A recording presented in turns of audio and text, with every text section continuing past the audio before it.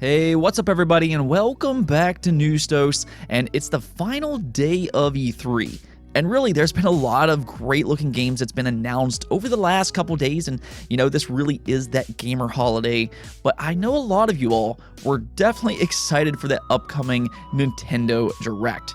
Well, it's finally here, and they had quite a few really interesting games here, and also a few surprises that I wasn't really expecting, but I'm definitely happy overall about what they had to reveal today. So we will take a look at that Nintendo Direct, definitely some exciting stuff there, but unfortunately we do also need to talk about a big delay for the Xbox Series consoles.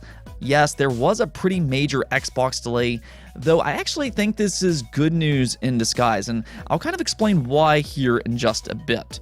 With that said though, let's just go and get right into the good stuff, being that Nintendo Direct. I know you all have been waiting for a long time to see this big Nintendo Direct, and I think they delivered with a lot of great games, starting off with a game that I'm personally very excited about, Metroid Dread.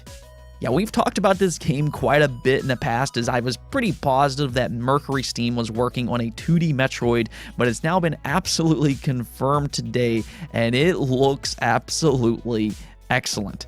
Yes, this is the first completely new 2D Metroid that's been made in nearly 2 decades, and based off what we saw today, I think the wait has been well worth it. So right away, I think this game looks very similar to something like Metroid Fusion, which is probably why there was that rumor that popped up about a year ago that this was going to be a Metroid Fusion sequel. It really does look like Metroid Fusion in a lot of different ways, and I actually think that's a good thing. Metroid Fusion was an excellent game for the Game Boy Advance, and because this game is being developed by Mercury Steam, we're already seeing some similarities with that 3DS Samus Returns remake. Now, I know a lot of people unfortunately skipped out on the Samus Returns remake for the 3DS, as it kind of released at a weird time. The Switch was already out, and a lot of people moved on from the 3DS, but that game was actually really good, and it looks like they're taking that melee mechanic where, if something charges you, you can melee it and then immediately shoot it afterwards. Well, that same melee animation looks to be in Metroid Dread. So right here, we're seeing a combination of the two, and you know what? I really truthfully cannot be any more excited about this game. It's been such a long time since we've seen a 2D Metroid, and I think that's such a shame, to be completely honest. I've always felt that we needed both a 3D Metroid and 2D Metroid. We see them do that with Mario. We've seen them do that with Zelda, having the top-down and the 3D Zelda games. So I just feel like Metroid deserves the same love and attention because, these games play very different from one another. So thankfully, we're finally getting that return, and I'm really hoping this game is a smashing success, because if it is, then Nintendo can no longer ignore a franchise like this. And really, with the Switch being a massively successful console, I do think that there's a very good chance that a lot of people will buy into this new 2D Metroid for the first time ever. I just think there's going to be too much hype for this one to ignore. So hopefully we finally see some, long-term love for the Metroid franchise. I will say this though, Metroid Dread alone made the Nintendo Direct a very good event in my opinion. But there was kind of a theme going on here. If you grew up playing the Game Boy Advance, or if you're a big fan of that particular console, you probably really did like this Nintendo Direct a lot, because not only did you get Metroid Dread, which looks to be a sequel to Metroid Fusion, which was a Game Boy Advance game, but you also got Warioware, and then also Advance Wars 1 and 2 Reboot Camp. Yeah, I wasn't really expecting either of these titles to be announced, but both of these were among some of the best Game Boy Advance games to ever be made. Now, I think a lot of modern gamers probably don't realize what Advance Wars is, but these games were actually very well known for being some of the best games on the Game Boy Advance, and in fact, they're also some of the best rated games on the Game Boy Advance, sitting with a 90+ overall score on Metacritic. And this really shouldn't come as a major surprise, because it's being made by the same developers who make Fire Emblem. Yes, Advance Wars is handled by Intelligent Systems, so, I mean, we know how good the Fire Emblem franchise is. You know, they made games like Fire Emblem Awakening, they made Fire Emblem Three Houses, so it should come as no surprise that Advance Wars is another great game within the genre. So with that said, it's very exciting to see these games come back with these remakes, and if you've never played these games before, definitely check them out when they release on December 3rd of 2021. And like I said before, fans of the Game Boy Advance should be really happy because Warioware is also back, and this time you can play Warioware Get It Together cooperatively. Yes, you can play Warioware with a friend, and that could add a little extra fun to these micro games in this insane franchise. And overall, I think what we saw with Warioware Get It Together, I thought looked pretty good. It looks about what you would expect from this franchise. It's crazy, over the top, and looks insanely fun. But I will be interested to see what they charge for this game. Now, we've seen Nintendo in the past charge a little bit more for games than what you would expect, but I'm curious about this game in specific. Will it get a physical release, and what will it cost? With that said, though, Warioware Get It Together releases on September 10th, so you're not going to have to wait too long to play this game for yourself. Nintendo wasn't quite finished yet, though, because they also had another first-party game to announce, being Mario Party Superstars. Now, Super Mario Party for the Switch was insanely successful, selling 15 million units worldwide. That is absolutely crazy, but I actually don't think Nintendo was expecting that type of success with Super Mario Party. But yeah, it was super successful, and so much so that it was just an absolute no-brainer to make a sequel. Well, that sequel has officially been announced, and I think this game looks so much better than Super Mario Party.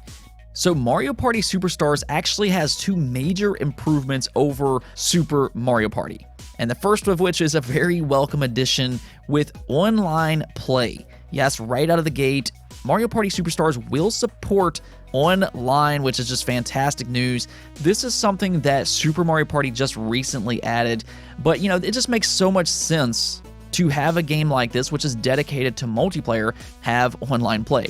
I mean, this is 2021, and even though it's best to play this with friends and family in your home, it would still be nice to have online play, and that is why it's such a welcome addition to have Mario Party Superstars have online play right out of the gate.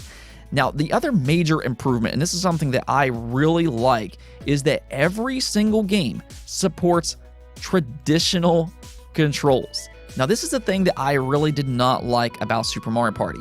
While I think it's a good game in its own right, I'm not really a fan of motion controls. And if you're like me and you prefer having a standard controller, then this is a huge improvement over Super Mario Party.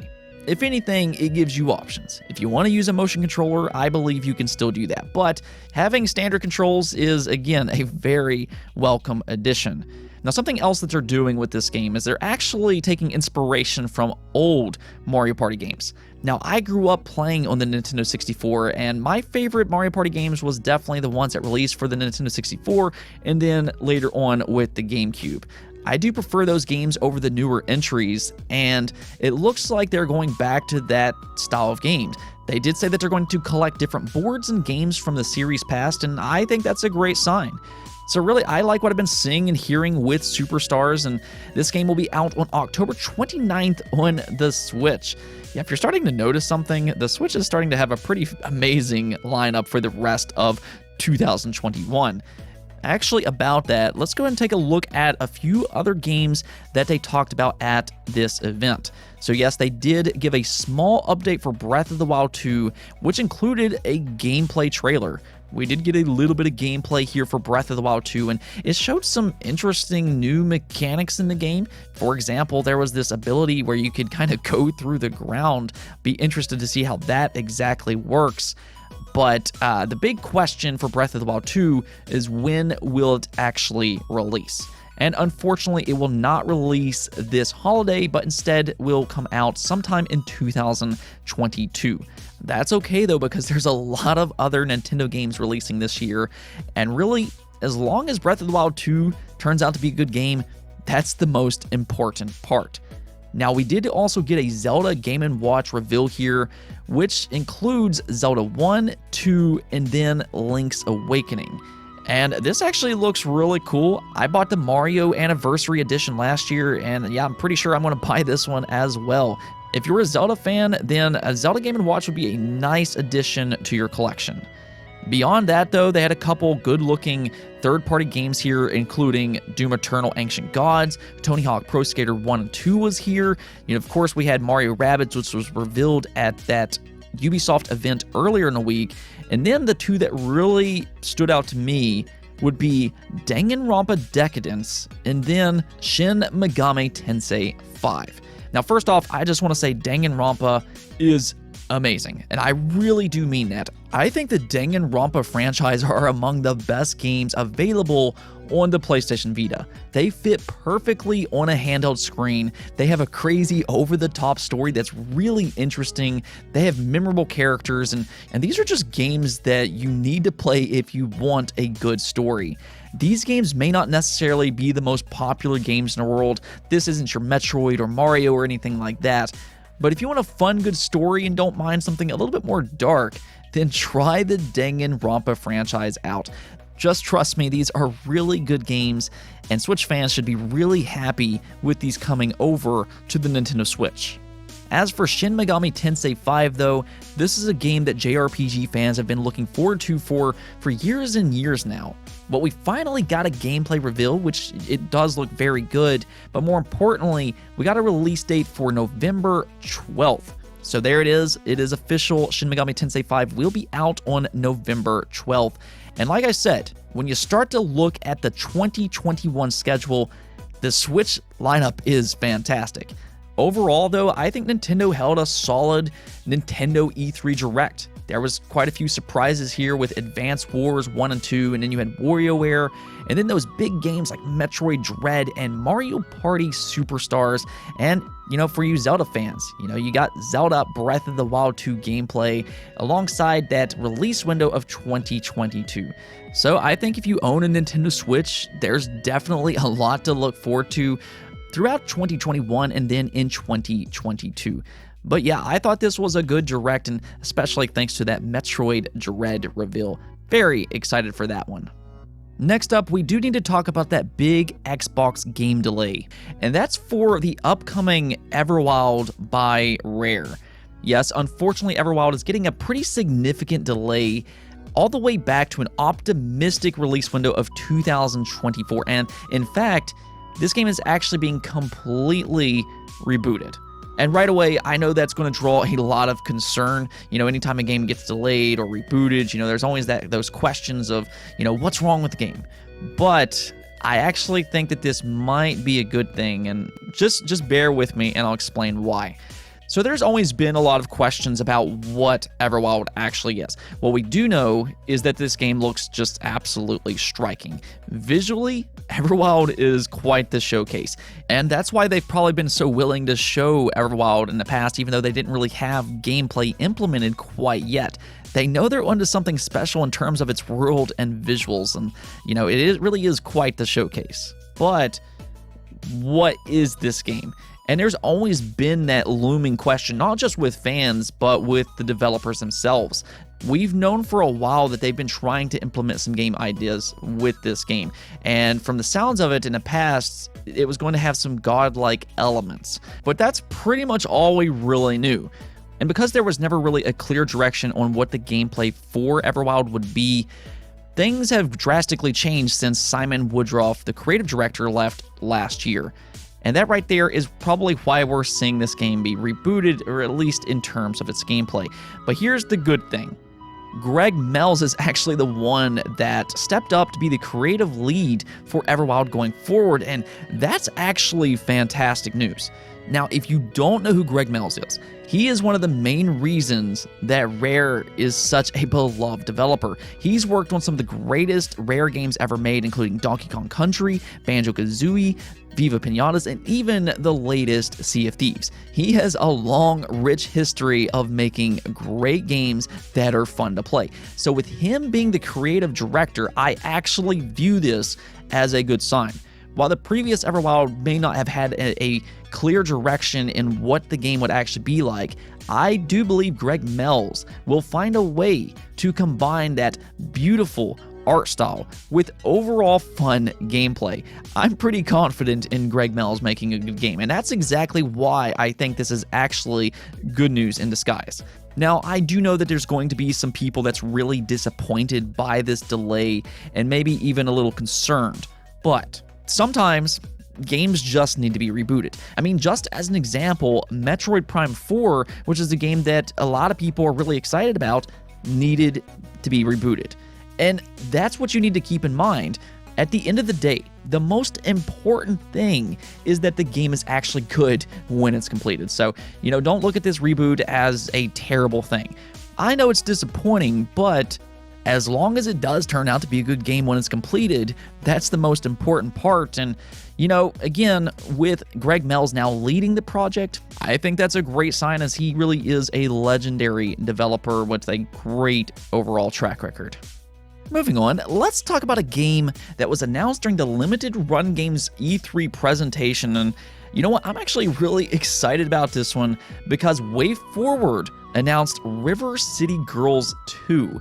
Yeah, so River City Girls, in my opinion, is actually one of the best beat-em-up games that I've ever played personally, let alone in just the last couple years. I mean, there has been several good beat-em-up style games that's released in the last couple years, including Streets of Rage 4 and a new Battletoads, but also River City Girls is right there. It's got this really unique and vibrant pixel art, and it looks fantastic in motion. It's got a ton of fun combos in the game, and even though the story is pretty crazy and wacky, it's just a lot of fun to see how it plays out, and that's really how I would explain River City Girls. It's just a flat out very fun game, whether you play by yourself or cooperatively. But really, with this game just looking so good, and it playing so good for that matter, it ended up having a lot of success, and apparently enough so that they actually made River City Girls 2, which I am super excited about. Now, we don't really have much in the way of details as of this moment, but what we do know is that Kyoko and Masako are both returning alongside some new friends and will once again, kick the crap out of everybody in sight. I'll be interested to see who these other friends are, and that's where I'm going to be really interested, is seeing how the story will play out this time. In the first game, it was all about Kyoko and Masako finding their kidnapped boyfriends, and they just beat up everybody in sight. But I want to see what kind of weird and twisted scenario they get put into this time, so we'll see what happens with all that. But nonetheless, this is just fantastic news. And to just kind of add to that, River City Girls will be a multi-platform game releasing on PC, PlayStation, Xbox, and the Nintendo Switch. So nobody's gonna be left out in this game, but unfortunately, only the PlayStation and Switch version will get a physical version. I kind of wish the Xbox version will be included in this, but if you want to play on Xbox, you'll have to play it digitally. Nonetheless, River City Girls 2 is returning, which is just absolutely fantastic news. And they did have a little bonus here, being River City Girls 0, which is a localization of the 1994 Super Famicom title. So, that's a nice little bonus there. But, if you like River City Girls, then you're going to have a lot of fun with both these games, and I know for me, I'm personally very excited to see these games released, especially River City Girls 2. Let's take a look at that poll of the day, though, and with E3 closing out, I wanted to know what y'all's favorite E3 showcase was from a third-party publisher, and it seems like most of you all do agree with Ubisoft Forward being the best third-party E3 showcase in 2021. Now, I actually agree with you all here because I think that there was several Ubisoft games worth talking about. Even though Far Cry 6 was revealed a couple weeks back, you did get an update on Far Cry 6. Then you have Rainbow Six Extraction and a surprise reveal with Avatar. Wasn't really expecting that one. But then the big one, I think, was Mario plus Rabbids Sparks of Hope. I really like the first Mario and Rabbids game, so I'm pretty excited to see a sequel and see what all they can do with that.